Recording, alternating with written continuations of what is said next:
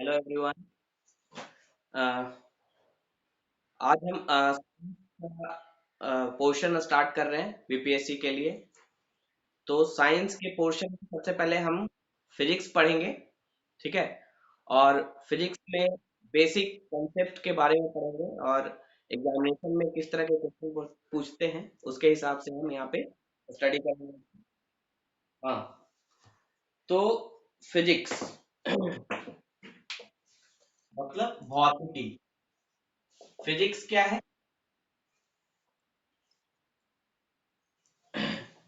Physics क्या है? Physics is the branch of science which deals with the which explain the, ठीक है, या which deals with the laws that govern the every physical phenomena happen on this earth।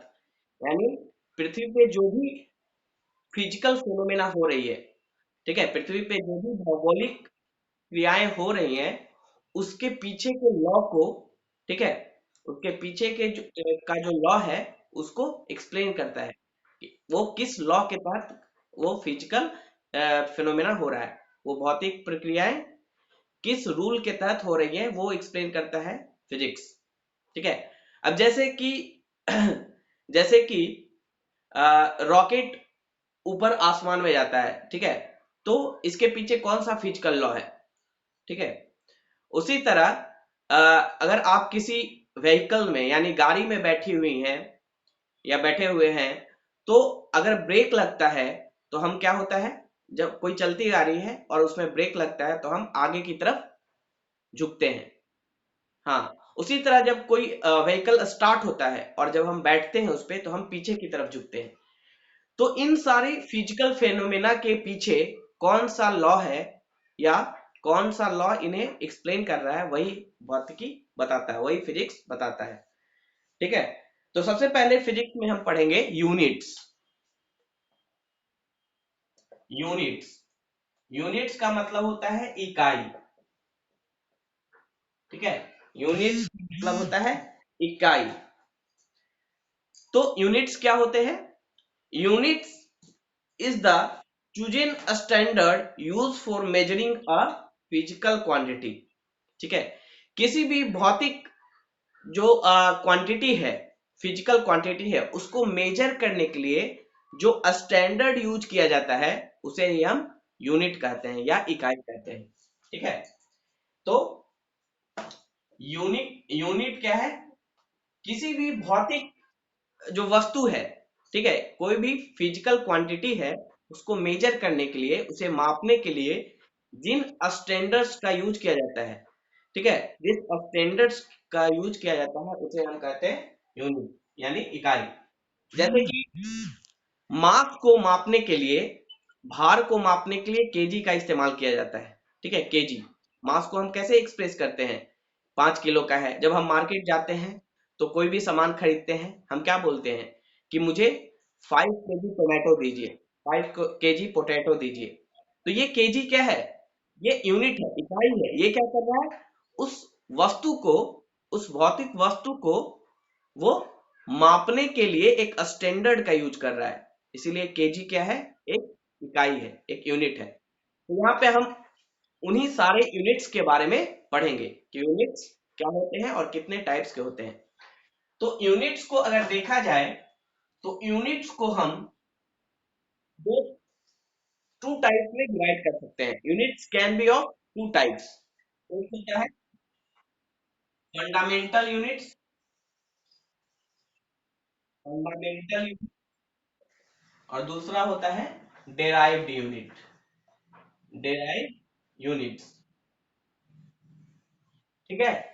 Fundamental का मतलब होता है यानी फंडामेंटल यूनिट्स वो unit होते हैं जो इंटरनेशनल कम्युनिटी के द्वारा, अंतरराष्ट्रीय स्तर की संस्था के द्वारा में डिसाइड किया जाता है, ठीक है। और फंडामेंटल यूनिट में टोटल 7 यूनिट्स आते हैं। 7 यूनिट्स को हम फंडामेंटल यूनिट बोलते हैं।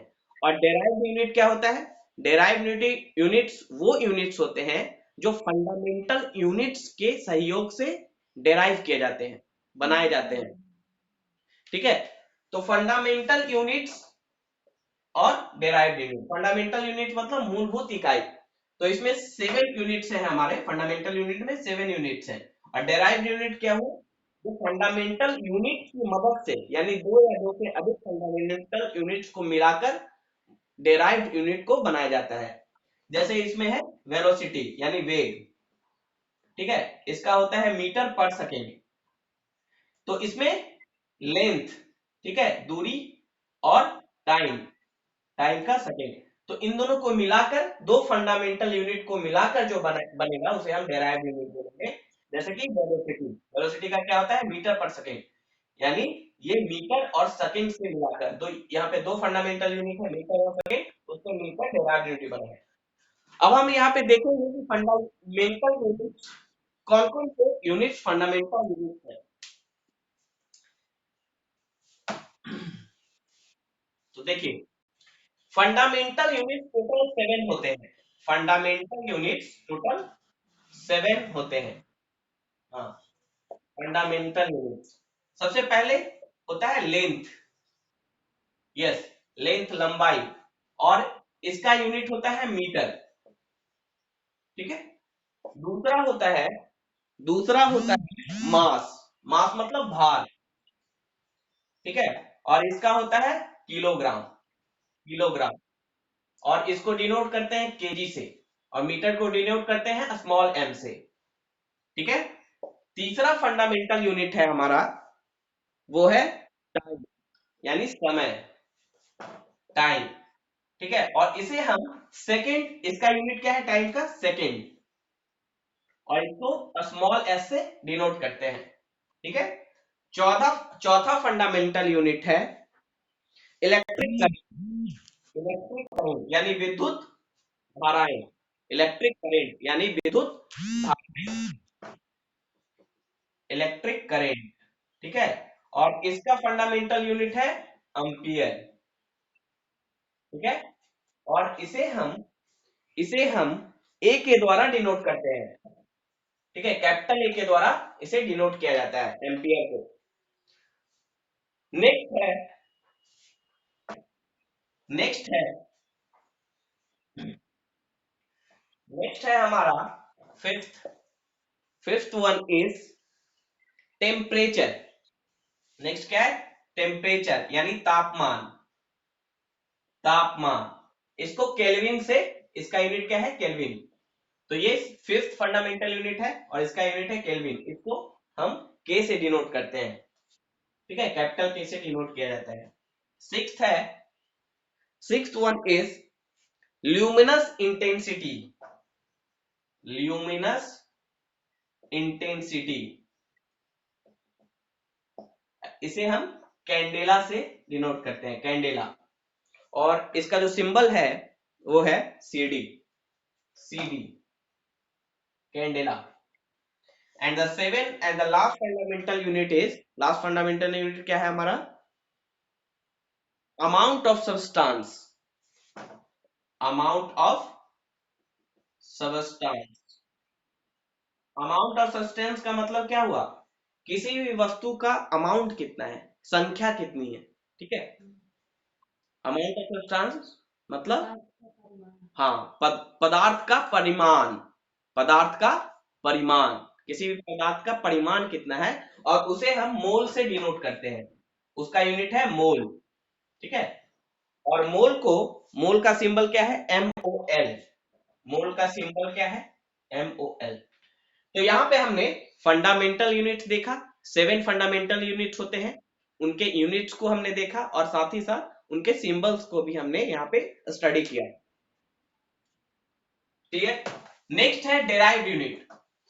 डेराइव्ड यूनिट को क्या कहा जाता है हिंदी में, डेराइव्ड यूनिट को क्या कहा जाता है हिंदी में, व्युत्पन्न मात्रक। हाँ, यस, व्युत्पन्न राशि या व्युत्पन्न मात्रक। तो डेराइव्ड यूनिट, देखिए साइंस थोड़ा इंग्लिश में थोड़ा आसान होता है, इसलिए इंग्लिश की भाषा यूज करना ज्यादा अच्छा रहेगा। साथ ही साथ जिसका उसका हिंदी भी हम लोग पढ़ते रहेंगे। तो डेराइव्ड यूनिट्स वैसे यूनिट्स होते हैं जो दो या दो से अधिक फंडामेंटल यूनिट्स को मिलाकर बनाए गए हों। जैसे यहाँ पे देखिए स्पीड, स्पीड मतलब गति, ठीक है। स्पीड का फॉर्मूला क्या होता है? डिस्टेंस बाय टाइम, ठीक है, डिस्टेंस बाय टाइम। गति का फॉर्मूला क्या होता है? दूरी बटा समय। देखिए अब यहाँ पे दो अलग अलग फंडामेंटल यूनिट का यूज हो रहा है। दूरी के लिए हम क्या यूज करेंगे? मीटर। दूरी के लिए क्या यूज करेंगे? मीटर, ठीक है। लेंथ के लिए मीटर हमने यूज किया। दूरी क्या है? एक लेंथ है, यहां से वहां, यहां से पटना स्टेशन की दूरी। तो ये दूरी क्या बताता है? डिस्टेंस बताता है, लंबाई बताता है, लेंथ बताता है। और लेंथ का यूनिट क्या हमने देखा था? Fundamental unit metre. और नीचे है समय, डिवाइडेड बाय समय। समय का हमने क्या यूनिट देखा था? Fundamental unit second. तो मीटर बाय सेकेंड, तो इसका क्या यूनिट हो जाएगा? मीटर पर सेकेंड। मीटर, ये जो पर का मतलब होता है डिवाइड, पर का मतलब क्या होता है? डिवाइड। तो मीटर पर सेकेंड का मतलब मीटर डिवाइडेड बाय सेकेंड। तो मीटर पर सेकेंड, इसका यूनिट क्या हो गया? मीटर पर सेकेंड। तो स्पीड का जो यूनिट निकला मीटर पर सेकेंड, तो इस यूनिट को बोलेंगे डेराइव्ड यूनिट। क्यों? ये दो या दो से अधिक फंडामेंटल यूनिट मिलाकर बना है, ठीक है। जैसे स्पीड में दो फंडामेंटल कौन से यूनिट यूज हुए? मीटर और सेकेंड। उसी तरह आप किसी भी फिजिकल क्वांटिटी का डेराइव्ड यूनिट निकाल सकते हैं, आपको अगर फार्मूला पता हो उसका। कुछ चीजों को याद रखने की जरूरत है डेराइव्ड यूनिट में, कुछ चीजों को याद रखने की जरूरत होती है। जैसे कि जैसे कि फोर्स, ठीक है। तो फोर्स का जो डेराइव्ड यूनिट होता है, यानी एसआई यूनिट होता है। मैंने आपको बताया था शुरू में ही कि एसआई यूनिट में दो चीजें आ रही थी। एक फंडामेंटल, एसआई का मतलब होता है standard of, international standard of unit. कहीं कहीं आपको लिखा दिखा मिलेगा, लिखा हुआ मिलेगा एसआई यूनिट्स। एसआई का मतलब होता है इंटरनेशनल स्टैंडर्ड ऑफ यूनिट्स, ठीक है। हिंदी में क्या लिखा हुआ है? हिंदी में संपूरक मूल मात्रक, हाँ, संपूरक मूल मात्रक, standard international standard of units, ठीक है। एसआई शॉर्ट फॉर्म में क्या लिखा है? एसआई। अब देखिए एसआई का मतलब होता है इंटरनेशनल सिस्टम ऑफ यूनिट। इसका फुल फॉर्म क्या है? इंटरनेशनल, हाँ, international system of unit, SI unit इसका मतलब है। और एसआई यूनिट हम, मैंने बताया आपको एसआई यूनिट के बारे में कि दो तरह के होंगे, एक फंडामेंटल होगा, ठीक है, और दूसरा होगा डिराइव्ड। उसी के बारे में हमने पढ़ा अभी। फंडामेंट एसआई यूनिट दो तरह के होंगे, फंडामेंटल यूनिट और डिराइव्ड यूनिट, ठीक है, यानी मूलभूत यूनिट और ऊर्ध्वाधर यूनिट। तो यहाँ पे डिराइव्ड कुछ फिजिकल क्वांटिटी के डिराइव्ड यूनिट को जानना हमारे लिए जरूरी होता है। जैसे कि फोर्स का एसआई यूनिट क्या होगा? न्यूटन। और आपसे अगर पूछेगा कि न्यूटन फंडामेंटल यूनिट है या डेराइव्ड यूनिट है, तो आप क्या बताएंगे? हाँ, न्यूटन क्या है? डेराइव्ड यूनिट है। क्योंकि जो 7 फंडामेंटल यूनिट है सिर्फ 7 है, उनके अलावा जो भी यूनिट आएगा वो डेराइव्ड यूनिट होगा, ठीक है। जैसे फोर्स का न्यूटन, ये डेराइव्ड यूनिट है, ठीक है। वर्क का जूल। ये सब याद रखिए, ये पूछता है बीपीएससी के प्रीलिम्स एग्जामिनेशन में, ये सारी चीजें पूछी जाती है, यूनिट्स, ठीक है। तो वर्क का जूल, ओके। ये दो इंपॉर्टेंट हैं जो एग्जामिनेशन में पूछा जाता है, बाकी सब तो इंपॉर्टेंट उतना नहीं है। तो ये दोनों यूनिट आप याद रखें डेराइव में। और बाकी दूसरे जो डेराइव यूनिट है वो कैसे निकाले जाते हैं? जैसे स्पीड का, अगर आप स्पीड का आपसे पूछता है, यानी गति का पूछता है, तो आप वैसे ही निकालेंगे मीटर पर सेकेंड करके। अगर आपसे वॉल्यूम का पूछा जाए, तो वॉल्यूम का यूनिट होता है मीटर, मीटर क्यूब, ठीक है। वॉल्यूम का यूनिट होता है मीटर क्यूब। स्पीड का मीटर पर सेकेंड, ठीक है। हम्म। डेराइव्ड यूनिट यही है मीटर पर मीटर। क्यों? क्योंकि वॉल्यूम क्या होता है, देखिए वॉल्यूम बराबर होता है, आपने पढ़ा होगा, वॉल्यूम बराबर होता है लेंथ इंटू ब्रेथ, ठीक है, इंटू हाइट। ठीक है। कोई भी क्वांटिटी है, कोई भी फिजिकल, जैसे ये रूम है, ये कमरा है, उसका आपको बोलेगा वॉल्यूम निकालने, आयतन निकालने। आयतन होता है ना वॉल्यूम का हिंदी, आयतन। वॉल्यूम का, हाँ, वॉल्यूम का ध्वनि होता है ना? नहीं, वो वॉल्यूम नहीं, वो वॉल्यूम साउंड वाला वॉल्यूम नहीं है। वॉल्यूम यहाँ पे होता है आयतन। जैसे इस ये कमरा है तो इसका वॉल्यूम पूछेगा, मतलब इसमें कितनी कैपेसिटी है, इस कैमरा में कितना जगह है, उसको वॉल्यूम कहा जाता है। ठीक है। तो वॉल्यूम का अगर आपसे यूनिट पूछता है तो वॉल्यूम का फार्मूला क्या होता है, लेंथ, इस कमरे का length into breadth into height. ये तीनों को मल्टीप्लाई करेंगे तो वॉल्यूम निकलेगा इस कमरे का, यानी इस कमरे में कितनी कैपेसिटी है, इस कमरे में कितनी कैपेसिटी है। ठीक है, उसको कहते हैं वॉल्यूम। तो length into breadth into height, यानी लंबाई गुने चौड़ाई गुने ऊंचाई। ठीक है। तो जब हम इसको निकालेंगे वॉल्यूम को, तो लेंथ का हम क्या लेंगे, ऐसा यूनिट क्या है लेंथ का, लेंथ एक फंडामेंटल यूनिट है, उसका ऐसा यूनिट क्या है। ब्रेथ भी एक तरह की लंबाई ही है, ब्रेथ भी एक तरह का लंबाई है, उसका भी मीटर, उसका भी मीटर। हाँ, हाइट भी एक लंबाई ही है, उसका भी मीटर। तो मीटर इंटू मीटर क्या आया, मीटर क्यूब। हाँ, इसीलिए वॉल्यूम का जो डेराइव्ड यूनिट आया वो आया मीटर क्यूब। ठीक है। उसी तरह किसी भी फिजिकल क्वांटिटी का हम डेराइव्ड यूनिट निकाल सकते हैं, बशर्ते कि हमें उसका फार्मूला पता हो।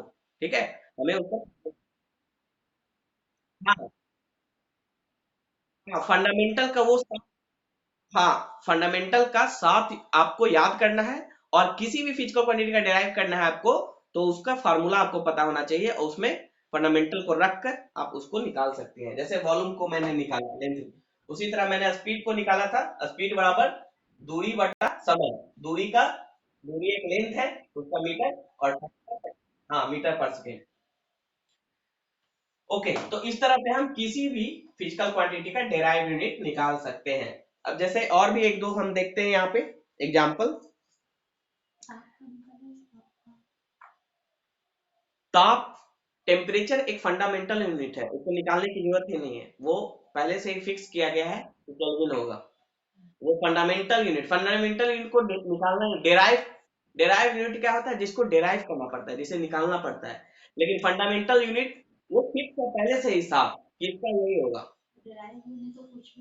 डेराइव में फार्मूला के अनुसार निकाला जाता है, जैसे वॉल्यूम का हमने निकाला, अभी स्पीड का निकाला, उसको डेराइव किया, इसके फार्मूला को लिख के, जो फंडामेंटल यूनिट थे उसको लिख के उसके, हाँ, फार्मूला आपको थोड़ा कुछ चीजों का फार्मूला आपको ध्यान में रखना होगा, नहीं तो डायरेक्ट आपको यूनिट याद रखना होगा कि यूनिट क्या होता है, नहीं तो फार्मूला याद रखना पड़ेगा, दोनों में से कोई एक चीज आपको याद रखना है।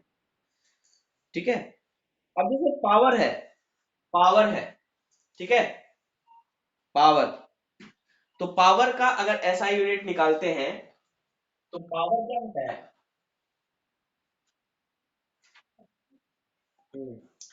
Work per unit time. Power बराबर होता है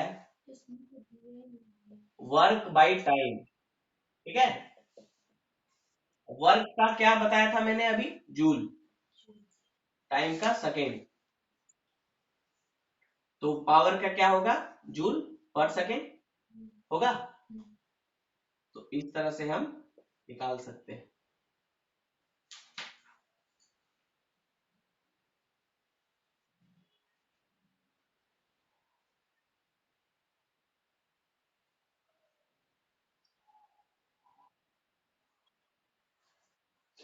ठीक है, समझ में आया, फंडामेंटल एंड डेराइव्ड यूनिट।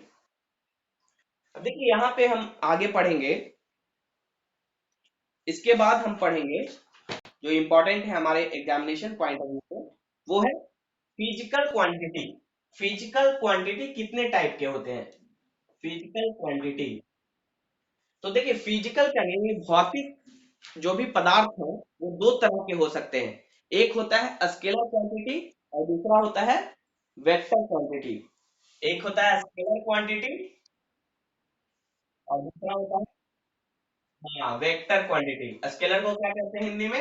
अदिश राशि। हाँ, अदिश राशि। वेक्टर को सदिश राशि। ठीक है, अदिश राशि और सदिश राशि। अदिश राशि और सदिश राशि। तो अदिश राशि यानी स्केलर क्या होता है? जिसका सिर्फ मैग्नीट्यूड हो, जिसमें सिर्फ मैग्नीट्यूड हो, मतलब जिसका कुछ वैल्यू हो। डायरेक्शन से इसको कोई मतलब नहीं है, दिशा से इसे कोई मतलब नहीं है। जिसका सिर्फ मैग्नीट्यूड हो, मतलब जिसका सिर्फ परिमाप हो, है ना, परिमाण हो। तो स्केलर क्वांटिटी क्या होते हैं? जिसका सिर्फ मैग्नीट्यूड हो, यानी जिसका सिर्फ परिमाण हो, उसको, उसकी दिशा से हमें कोई मतलब नहीं है। जैसे फॉर एन एग्जाम्पल, मैंने आपको एग्जाम्पल में समझाया था कि जैसे दो जगह है, एक है P और दूसरा है Q। तो जब आप P से Q की तरफ जाती हैं तो इसके बहुत सारे डायरेक्शन को आप फॉलो कर सकती हैं। आप ऐसे भी जा सकती हैं, ऐसे भी जा सकती हैं, P से Q की तरफ। ठीक है, या फिर क्या होगा, ये आप क्या करेंगे, डायरेक्ट जाएंगे। तो जब आप जो पाथ फॉलो किया आपने, उसकी जो उसका जो लेंथ होगा, उसको बोलेंगे दूरी। ठीक है, और कौन सा डायरेक्शन आपने फॉलो किया उससे कोई मतलब नहीं है, बस आपने क्या पाथ फॉलो किया, कितना दूरी कवर किया आपने। ठीक है, उसको कहते हैं स्केलर क्वांटिटी। मतलब हमें सिर्फ मैग्नीट्यूड से मतलब है, परिमाण से मतलब है, किस डायरेक्शन में आप गई, कैसे गई, उससे कोई मतलब नहीं है। बस आपने कितना दूरी कवर किया उससे मतलब है। तो उसे हम अदिश राशि यानी स्केलर क्वांटिटी बोलेंगे। तो दूरी क्या है? दूरी क्या है? एक स्केलर क्वांटिटी है, यानी डिस्टेंस क्या है? एक स्केलर क्वांटिटी है। हाँ, यस, स्पीड भी एक स्केलर है, क्योंकि स्पीड बराबर होता है डिस्टेंस बाय टाइम। क्योंकि डिस्टेंस एक स्केलर है, इसलिए स्पीड भी। ठीक है, गति भी एक स्केलर क्वांटिटी है। तो स्पीड में भी हमें डायरेक्शन से मतलब नहीं होता है। आप कितने स्पीड से जा रहे हैं इससे मतलब है, किधर जा रहे हैं उससे मतलब नहीं है ना, किस दिशा में जा रहे हैं आप उससे मतलब नहीं है, किस स्पीड के साथ, किस गति के साथ जा रही है, 20 मीटर पर सेकेंड या 40 मीटर, उससे मतलब है। तो ये स्पीड भी एक क्या है, स्केलर क्वांटिटी है। ठीक? हाँ, उसी तरह वर्क, वर्क भी एक स्केलर क्वांटिटी है। मतलब काम हो रहा है, किस दिशा में हो रहा है इससे हमें मतलब नहीं, बस काम हो रहा है, इसलिए वर्क भी एक क्या है, स्केलर क्वांटिटी है। अब देखिए वेक्टर का एग्जांपल देखते हैं। वेक्टर का एग्जांपल है जिसमें परिमाण भी हो, मैग्नीट्यूड भी हो और दिशा भी हो। दिशा इसके लिए इंपॉर्टेंट है। ठीक है, तो इसका एग्जांपल है डिस्प्लेसमेंट, विस्थापन, डिस्प्लेसमेंट। ठीक है, विस्थापन, यानी आप एक जगह से दूसरे जगह गई, पी से क्यू गई आप, भले ही आपने कोई भी रास्ता फॉलो किया हो, लेकिन आपका डिस्प्लेसमेंट कितना हुआ, विस्थापन कितना हुआ, सिर्फ इतना ही। पी से क्यू के बीच में जो ये डिस्टेंस है, उतना ही डिस्प्लेसमेंट हुआ ना। अब भले ही कोई भी रास्ता गई होगी, जाके तो क्यू पे ही जा रही है, पी से आपने स्टार्ट किया और क्यू पे ही जा रही है, तो यहाँ पे डिस्प्लेसमेंट कितना होगा, विस्थापन कितना होगा, बस ये डिस्टेंस, ये डिस्टेंस आपका डिस्प्लेसमेंट हुआ। और यहाँ पे डायरेक्शन मायने रखता है कि आपका डिस्प्लेसमेंट यानी विस्थापन किस डायरेक्शन में हुआ, इधर हुआ राइट की तरफ या इधर हुआ। तो इस डायरेक्शन में, इस केस में राइट की तरफ आपका विस्थापन हुआ, दाहिने साइड में आपका विस्थापन हुआ। अगर आपने P से ट्रेवल किया और आप R तक गई, तो आपका विस्थापन किधर हुआ, डिस्प्लेसमेंट किधर हुआ, लेफ्ट की तरफ, बाएं की तरफ। ठीक है, तो विस्थापन में दोनों देखते हैं, मतलब डिस्प्लेसमेंट में दोनों चीजें देखते हैं, कितना डिस्प्लेसमेंट हुआ, मैग्नीट्यूड, और किस डायरेक्शन में हुआ। ठीक है, तो यहाँ पे मान लीजिए 20 किलोमीटर आपका विस्थापन हुआ, पी से क्यों गई तो, और साथ ही साथ किधर हुआ, दाहिने की तरफ, दाहिने डायरेक्शन में। यहाँ पे 10 किलोमीटर आपका विस्थापन हुआ, पी से आर गई तो। ठीक है, लेकिन किस डायरेक्शन में हुआ, बाएं डायरेक्शन में। मतलब विस्थापन में हम दिशा भी देखते हैं, किस दिशा में विस्थापन हुआ, किस डायरेक्शन में आपका डिस्प्लेसमेंट हुआ। इसीलिए डिस्प्लेसमेंट को वेक्टर क्वांटिटी कहा जाता है। उसी तरह वेलोसिटी, वेलोसिटी मतलब वेग। ठीक है, तो वेलोसिटी बराबर होता है डिस्प्लेसमेंट बाय टाइम। वेलोसिटी बराबर क्या होता है, विस्थापन बटा समय। जैसे कि स्पीड बराबर क्या था, डिस्टेंस बाय टाइम, उसी तरह वेलोसिटी बराबर डिस्प्लेसमेंट बाय टाइम, यानी विस्थापन बटा समय, विस्थापन बटा समय। इसीलिए वेलोसिटी भी क्या है, एक वेक्टर क्वांटिटी है, क्योंकि डिस्प्लेसमेंट वेक्टर है, इसलिए वेलोसिटी वेक्टर है। यानी जब हम वेलोसिटी की बात करेंगे, वेग की बात करेंगे, तो हम वहां हम ये बोलेंगे कि 20 मीटर पर सेकेंड वेलोसिटी है, और वो किस डायरेक्शन में है, ठीक है, उत्तर दिशा में है, दक्षिण दिशा में, नॉर्थ की तरफ है, साउथ की तरफ है ना। तो वेलोसिटी की जब बात करेंगे, वेग की जब बात करेंगे, तो हम दिशा की भी बात करेंगे साथ में। लेकिन जब स्पीड की बात करेंगे, गति की बात करेंगे, तो सिर्फ और सिर्फ हम उसका मैग्नीट्यूड यानी परिमाण देखेंगे कि कितना स्पीड से जा रहा है, डायरेक्शन नहीं देखेंगे। समझ में आ रहा है? स्केलर क्वांटिटी में सिर्फ मैग्नीट्यूड देखा जाता है, परिमाण देखा जाता है। वेक्टर क्वांटिटी में मैग्नीट्यूड के साथ साथ डायरेक्शन भी देखा जाता है, ठीक है। जैसे इसका डिस्प्लेसमेंट वेलोसिटी। अब नेक्स्ट है फोर्स।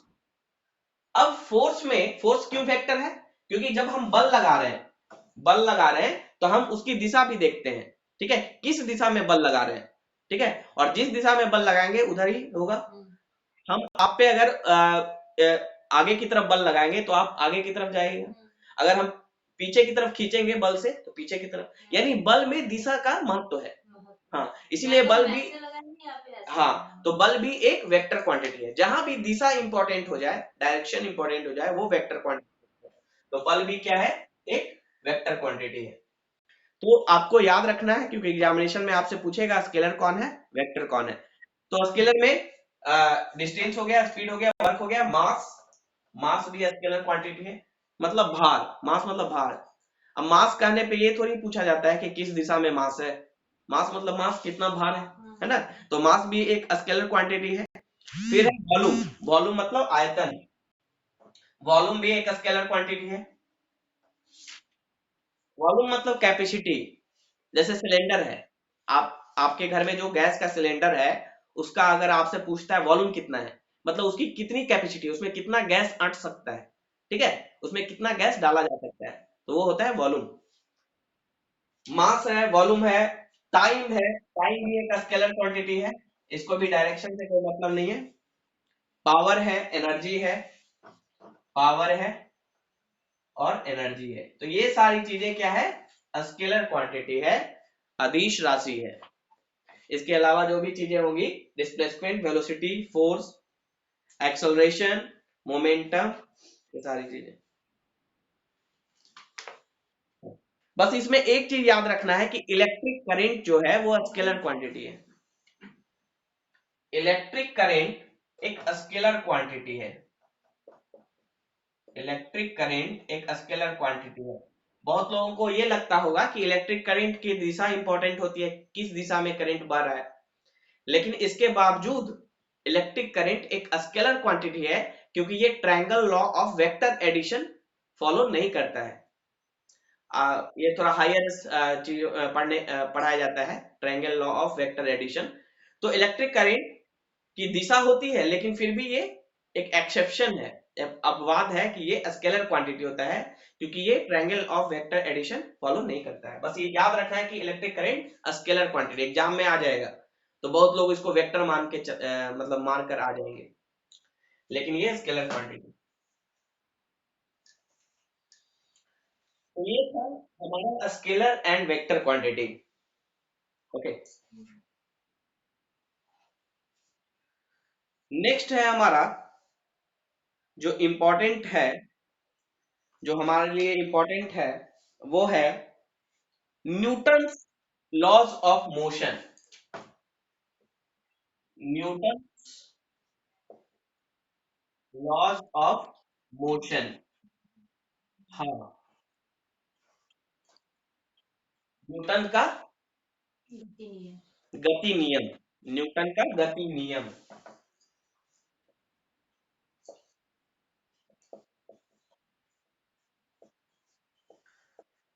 तो Newton's laws of motion, there are three Newton's laws of motion, तीन लॉज हैं जो न्यूटन ने जिसे दिया था मोशन के रिस्पेक्ट में। There are three laws, Newton first law of motion, Newton first law, second law, second law और Newton third law. Newton third law, ठीक है। अब देखिए न्यूटन फर्स्ट लॉ में क्या है, समझिए इसको। न्यूटन का पहला नियम क्या कहता है, न्यूटन के गति का पहला नियम क्या कहता है, ये कहता है कि everybody maintains it initial state of rest और motion with uniform speed on a straight line unless an external force acts on it। यानी कोई भी वस्तु अपने स्टेट ऑफ मोशन, मतलब जिस स्टेट में वो था उसको मेंटेन करना चाहता है। अगर वो रेस्ट में था तो वो रेस्ट में रहना चाहता है, अगर वो शुरुआत में मोशन में था तो वो मोशन में रहना चाहता है, जब तक कि उस पर कोई बाहरी बल अप्लाई न हो, ठीक है। यानी कोई भी वस्तु अपने स्टेट ऑफ मोशन को मेंटेन करना चाहता है, ठीक है। यानी जिस स्टेट ऑफ मोशन में वो पहले था उसी में वो रहना चाहता है जब तक कि उस पे कोई बाहर से फोर्स ना लगा हो, जब तक कि कोई एक्सटर्नल फोर्स अप्लाई नहीं ना हुआ हो, ठीक है, समझ में आया। और इसी को कहा जाता है लॉ ऑफ इनर्शिया, जड़त्व का नियम, है ना। इसी को कहा जाता है लॉ ऑफ इनर्शिया, जड़त्व का सिद्धांत, लॉ ऑफ इनर्शिया, यानी जड़त्व का सिद्धांत, जड़त्व का सिद्धांत, लॉ ऑफ इनर्शिया। इसी लॉ को, Newton first law of motion को ही कहा जाता है लॉ ऑफ इनर्शिया, यानी जड़त्व का सिद्धांत। और इसी को ही लॉ ऑफ गैलीलियो भी कहा जाता है, इसी को ही। तो एग्जामिनेशन में आपसे पूछा जा सकता है कि लॉ ऑफ गैलीलियो, गैलीलियो भी एक वैज्ञानिक थे, तो लॉ ऑफ गैलीलियो भी इसी को कहा जाता है, लॉ ऑफ गैलीलियो, गैलीलियो का नियम, गैलीलियो का सिद्धांत, ठीक है। Newton first law of motion को ही लॉ ऑफ इनर्शिया यानी जड़त्व का सिद्धांत और लॉ ऑफ गैलीलियो मतलब गैलीलियो का सिद्धांत कहा जाता है। इसमें क्या होता है, इस लॉ के अनुसार कि कोई भी वस्तु अपने स्टेट ऑफ मोशन को मेंटेन करना चाहती है जब तक कि बाहर से कोई उस पर बल ना लगे, कोई फोर्स ना लगे। स्टेट ऑफ मोशन का मतलब अगर वो शुरुआत में रेस्ट में है यानी स्थिर है तो वो स्थिर ही रहना चाहेगा जब तक कि बाहर से फोर्स ना लगे। अगर वो मोशन में है, अगर वो मोशन में है, गति में है, तो वो गति में ही रहना चाहेगा जब तक कि बाहर से कोई फोर्स ना लगे, ठीक है। और इसका एग्जाम्पल हम देखते हैं, इसका एग्जाम्पल क्या क्या है। जैसे आपने देखा होगा कि आप एक मोटर व्हीकल्स पे, ठीक है, बैठती हैं, ठीक है। सबसे अच्छा एग्जांपल इसका मोटरसाइकिल है। आप जब मोटरसाइकिल पे बैठती हैं और मोटरसाइकिल जब स्टार्ट होता है, ठीक है, जब मोटरसाइकिल स्टार्ट होता है तो आप पीछे की तरफ ऐसे झुक जाती हैं, पीछे की तरफ, ठीक है। पीछे की तरफ आपको एक एग्जर्शन होता है, और उसका क्या कारण है, देखिए शुरुआत में मोटरसाइकिल भी रेस्ट में था और आप भी रेस्ट में थी, लेकिन अब क्या हुआ, मोटरसाइकिल पे फोर्स लगाया गया, एक्सीलरेटर से इंजन स्टार्ट करके मोटरसाइकिल पे फोर्स लगाया गया, लेकिन आप पे तो कोई फोर्स नहीं लगाया गया।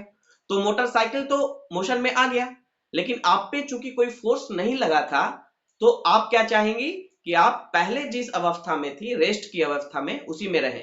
इसलिए मोटरसाइकिल आपको आगे ले जाना चाह रहा है, लेकिन आप चाह रही है कि हम पीछे ही रहें, मतलब रेस्ट में ही रहें। तो ये किस सिद्धांत पे आधारित है, Newton first law of motion पे।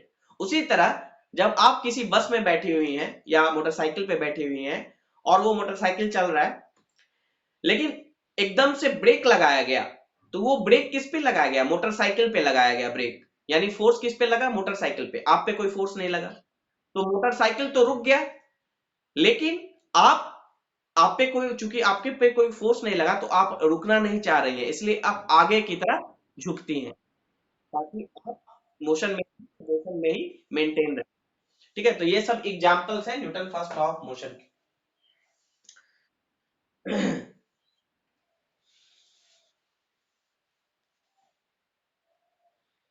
ओके, तीसरा एग्जांपल हम दे सकते हैं कि जब कोट को, आपने सुना होगा कि जो धुलाई करते हैं, धुलाई या फिर जो रुई को धुलते हैं, ठीक है, धुनाई करते हैं रुई का। वो क्या करते हैं, रुई को एक डंडे से मारते हैं जोर जोर से। तो रुई रुई को डंडे से जब मारते हैं, क्योंकि फोर्स किस पे लग रहा है, फोर्स, हाँ, नहीं, तो इसमें क्या हो रहा है, जो रुई है, जो रुई है वो अपने जगह पे है, और उससे धूल बाहर निकल रहा है, क्योंकि जो फोर्स लगाया जा रहा है वो किस पे लगा रहा है, धूल पे। रुई अपने स्थिति में रहना चाह रहा है, रुई अपने जगह पे रहता है। ठीक है, ओके। और फर्स्ट लॉ के द्वारा ही बल की परिभाषा दी गई है। मैंने क्या कहा, फर्स्ट लॉ क्या कहता है, जब तक कोई बाहरी बल आप पे नहीं लगे, तब तक आप अपने मोशन को मेंटेन रखती हो, अपने स्टेट ऑफ मोशन को मेंटेन रखती हो। ठीक है, अगर रेस्ट में है तो रेस्ट में रहना चाहिए, अगर मोशन में है तो मोशन में। लेकिन जब बाहरी कोई बल लगेगा तो वो आपके स्टेट ऑफ मोशन को बदल देगा। जब बाहरी, इसका मतलब क्या हुआ, जब तक फोर्स नहीं लग रहा है, बल नहीं लग रहा है, तब तक आप अपने स्टेट ऑफ मोशन को मेंटेन कर रही हैं। आप रेस्ट में है तो रेस्ट में रहेंगी, मोशन में है तो मोशन में। लेकिन जैसे ही कोई बाहरी बल लगेगा, वो आपके स्टेट ऑफ मोशन को चेंज कर देगा। यानी पहले अगर रेस्ट में थी तो आप मोशन में आ जाएंगी, गति में आ जाएंगी, और अगर गति में है, मोशन में है, तो आप रेस्ट में आ जाएंगी। तो बल यही कर सकता है, स्टेट ऑफ मोशन को बदल सकता है। तो वहां से बल का डिफिनीशन, बल का परिभाषा निकल के आता है कि बल क्या है, बल बराबर, बल वो भौतिक बल क्या है, force is the external cause, एक बाहरी कारण है। बल क्या है, एक बाहरी कारण है जो हमारे स्टेट ऑफ मोशन को बदलता है, चेंज करता है। तो force is the external cause which when acts on a body changes और try to change the initial state of the body.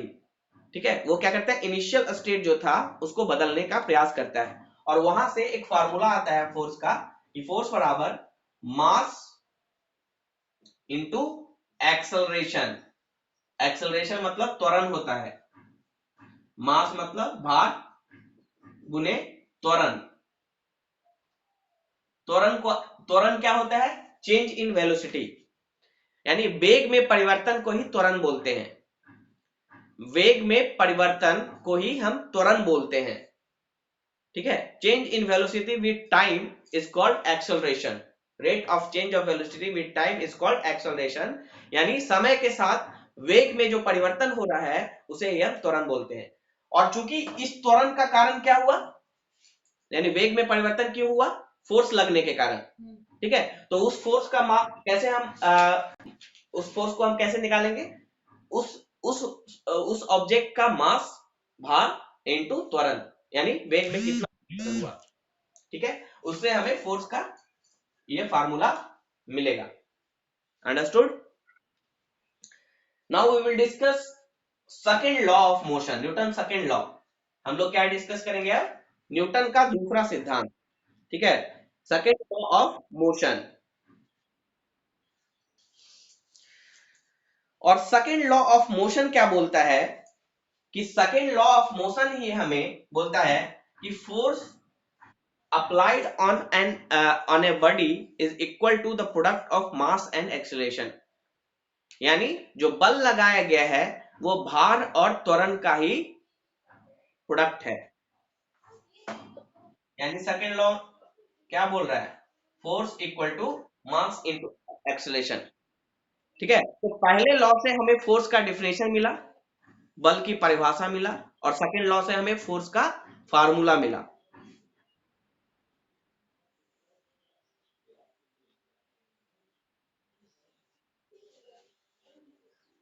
ठीक है, यानी न्यूटन सेकंड लॉ क्या बोलता देता है हमें, न्यूटन सेकंड लॉ हमें बल का मैग्नीट्यूड देता है।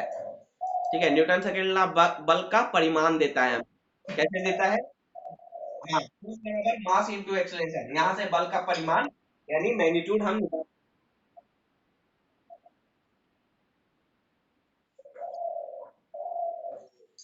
ठीक है, सिंपल तरीके से याद रखना है कि जो लोग साइंस बैकग्राउंड के नहीं है उनको बस इतना ही समझना है। सेकंड लॉ क्या बोलता है, वो हमें बल का परिमाण देता है, मैग्नीट्यूड देता है, और कैसे देता है, इस फार्मूले से। मास इनटू एक्सेलरेशन, इससे फोर्स का वैल्यू निकल जाएगा। अगर ऑब्जेक्ट का मास हमें पता होगा और उसमें उसके वेलोसिटी में, वेग में जो परिवर्तन हुआ है जिसे त्वरण बोलते हैं, अगर वो पता होगा तो उन दोनों को गुना करके हम बल का परिमाण निकाल सकते हैं, मैग्नीट्यूड निकाल सकते हैं। तो ये होता है फोर्स बराबर मास इनटू एक्सेलरेशन। ये न्यूटन सेकंड लॉ हुआ। न्यूटन न्यूटन थर्ड लॉ क्या देता है? न्यूटन थर्ड लॉ क्या बोलता है? न्यूटन थर्ड लॉ बोलता है there is every action, there is every there is there is reaction for every action, every action is equal and opposite reaction, every action has equal and opposite reaction, यानी जितना क्रिया करेंगे उतना ही प्रतिक्रिया होगा। ठीक है, आप किसी पे फोर्स लगाएंगी तो वो भी आप पे उतना ही बल लगाएगा। जितना आप किसी वस्तु पे बल लगा रही हैं वो वस्तु भी आप पे उतना ही बल लगा रहा है। ठीक है, ओके, तो इसको कहते हैं Newton second of third law of motion, Newton Newton का तृतीय नियम। जैसे हम दीवार पे बल लगा रहे हैं, ठीक है, तो दीवार भी हम पे बल लगा रहा है, लेकिन उसका बल उतना मजबूत नहीं है कि वो हमको अफेक्ट कर सके। ठीक है, तो every action has equal and opposite reaction. और इसका सबसे अच्छा एग्जांपल क्या है?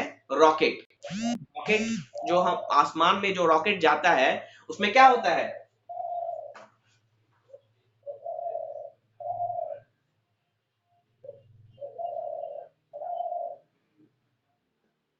या आपने दीपावली में रॉकेट उड़ाया होगा, उसमें क्या करते हैं हम लोग? उसके नीचे में आग लगाते हैं।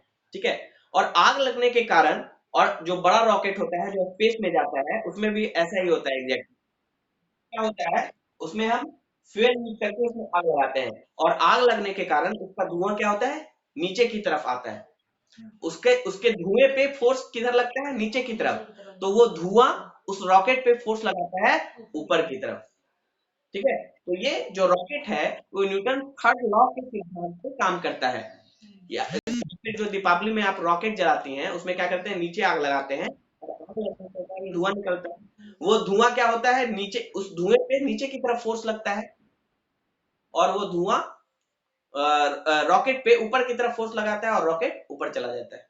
ठीक है, और जो रॉकेट हम लोग जो स्पेस में रॉकेट भेजा जाता है वो इसी सिद्धांत पे भेजा जाता है, Newton third law of motion के सिद्धांत पे। और इसका एग्जांपल क्या हो सकता है?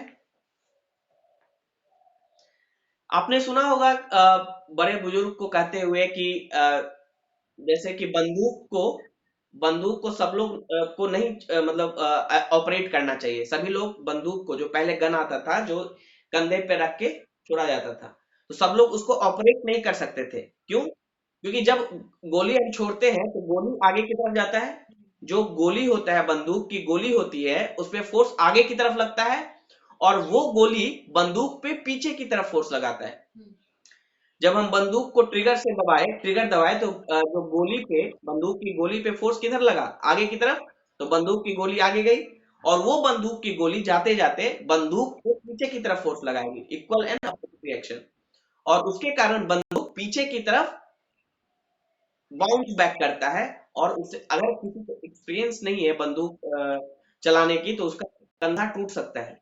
इसलिए बोला जाता है कि हर कोई, राइफल जो आता था पहले जिसपे कंधे पे रख के चलाते थे, वो हर कोई ऑपरेट नहीं कर सकता है, क्योंकि वहां भी Newton third law of motion use होता है।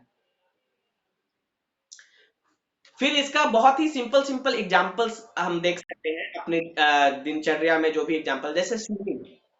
स्विमिंग में क्या होता है? जब हम तैरते हैं तो हम क्या करते हैं? अपने हाथों से पानी को पीछे ढकेलते हैं, है ना? आपने देखा होगा कि स्विमिंग में क्या करते हैं? पानी को पीछे की तरफ ढकेलते हैं। तो हम पानी पे पीछे की तरफ फोर्स लगा रहे हैं, तो पानी हम पे आगे की तरफ फोर्स लगाएगा और हम आगे की तरफ तैर पाएंगे। ठीक है, तो वहां भी Newton third law of motion है। ठीक है, तो हम फिजिक्स का जो भी लॉ है, जो भी हमारा डेली लाइफ फिजिकल एक्टिविटी देखते हैं, वो किसी न किसी फिजिकल लॉ से गवर्न होता है। और इसी सिद्धांत पे बहुत बड़े बड़े शिप बनाए जाते हैं। ठीक है, शिप में क्या होता है? वो लगा होता है जो उसको पीछे की तरफ ढकेलता है, और शिप आगे की तरफ जाता है। जैसे नॉर्मल सा कोई क्या बोलते हैं, नाव। नाव आपने देखा होगा नदी में, वो लोग खेवैया क्या करते हैं, पतवार से वो पीछे की तरफ ढकेलते हैं पानी को, और उससे वो आगे की तरफ जाता है। तो ये भी Newton third law of motion है।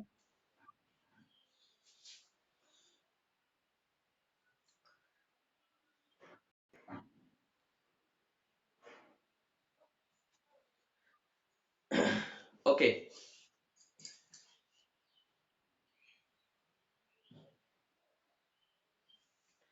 यहां तक हमने पढ़ा। उसके बाद हम पढ़ेंगे फ्रिक्शन के बारे में। फ्रिक्शन, ठीक है, फ्रिक्शन मतलब क्या होता है, घर्षण। हिंदी में क्या बोला गया है, फ्रिक्शन को क्या बोला गया है हिंदी में?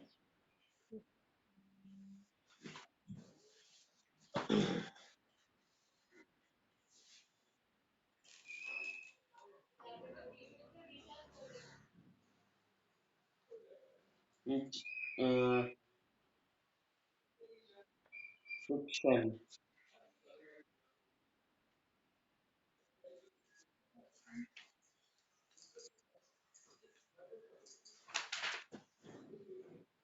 नहीं दिया हुआ है।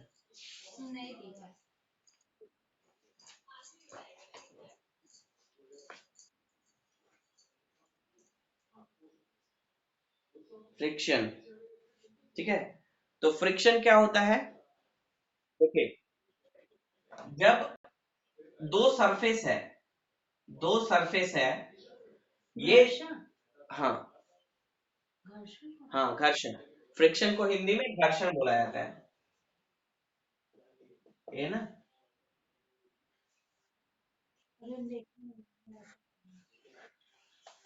ठीक है, तो फ्रिक्शन क्या होता है, जब दो सरफेस आपस में कांटेक्ट में आते हैं, ठीक है, जैसे कि ये बुक है, हाँ टकराव या फ्रिक्शन, तो जैसे कि ये आपका मार्कर है, और ये मार्कर इस बोर्ड के सरफेस के साथ कांटेक्ट में आया है, ठीक है, तो जब फ्रिक्शन में क्या होता है, जब दो सरफेस आपस में कांटेक्ट में आते हैं, जब दो सरफेस, जैसे ये दो बुक है, ठीक है, तो ये दो बुक जब आपस में कांटेक्ट में आएंगे, और एक बुक, एक बुक दूसरे बुक के रिस्पेक्ट में आगे बढ़ना चाहेगा, ठीक है, तो दूसरा बुक उस पे पीछे की तरफ फोर्स लगाएगा उसे रोकने के लिए, ठीक है, इसी को फ्रिक्शन बोला जाता है।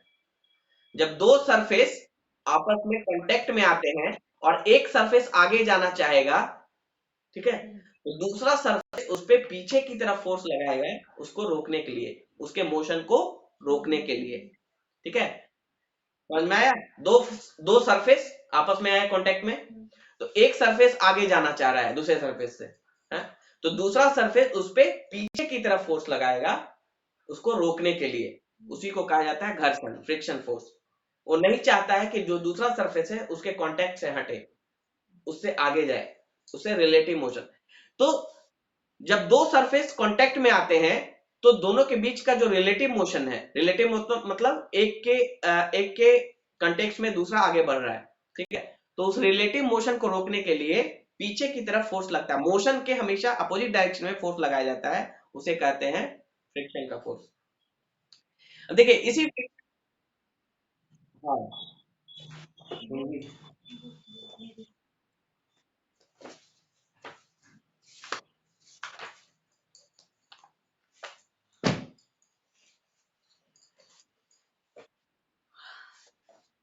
जब दो सतह,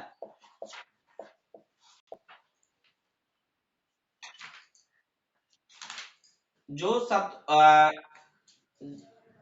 जब दो सतह आपस में,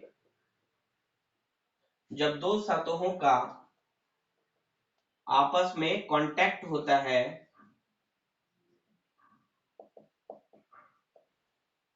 और एक सतह, एक सतह दूसरे सतह की अपेक्षा, दूसरे सतह के रिस्पेक्ट में, के रिस्पेक्ट में मोशन में, मोशन यानी गति करना चाहता है,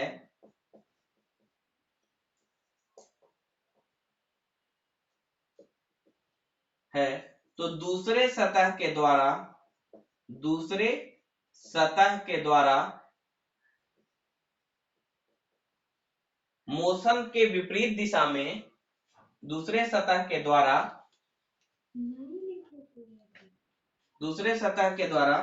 मोशन के विपरीत दिशा में लिखवा देते हैं, विपरीत दिशा में लगने वाले बल को घर्षण कहते हैं। ठीक है, घर्षण कैसे लिखा? ठीक है,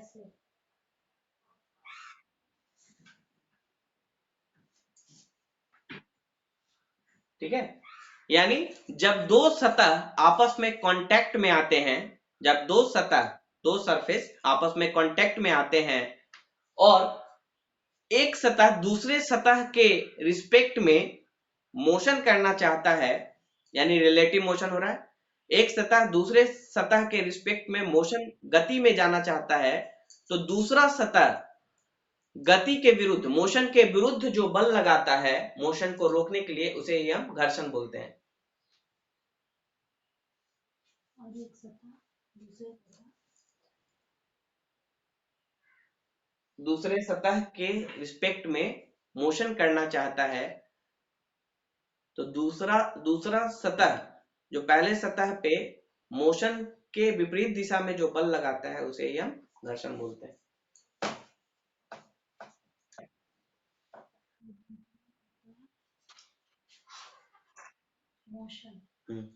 अब देखिए, इसका सबसे अच्छा एग्जांपल है मोटर व्हीकल, चक्के पे ध्यान दीजिएगा।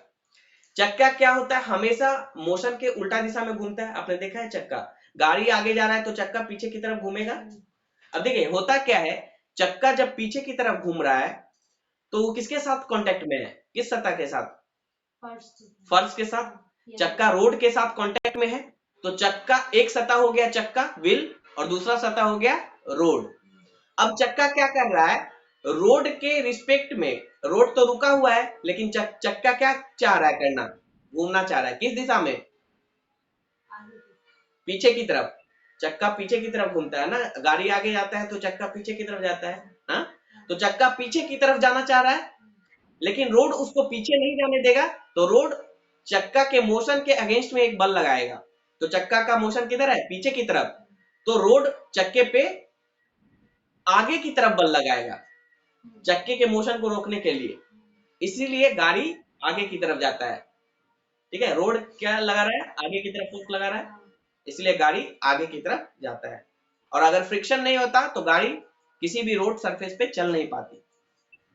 क्या हो रहा है, चक्का यानी व्हील और रोड आपस में कांटेक्ट में आ रहे हैं, आपस में कांटेक्ट में आए और चक्का पीछे की तरफ जाना चाह रहा है। पीछे की तरफ उस चक्के का मोशन कैसा होता है, पीछे की तरफ। ठीक है, चक्का कैसा घूमता है, पीछे की तरफ घूमता है। तो सरफेस के रिस्पेक्ट में चक्का पीछे की तरफ जाना चाह रहा है, तो उस मोशन को रोकने के लिए रोड क्या करेगा, उस व्हील पे, चक्के पे आगे की तरफ फोर्स लगाएगा, और उसी फोर्स के कारण गाड़ी आगे बढ़ता है। यानी फ्रिक्शन के ही कारण, घर्षण के ही कारण गाड़ी आगे बढ़ता है। यहाँ पे देखिए,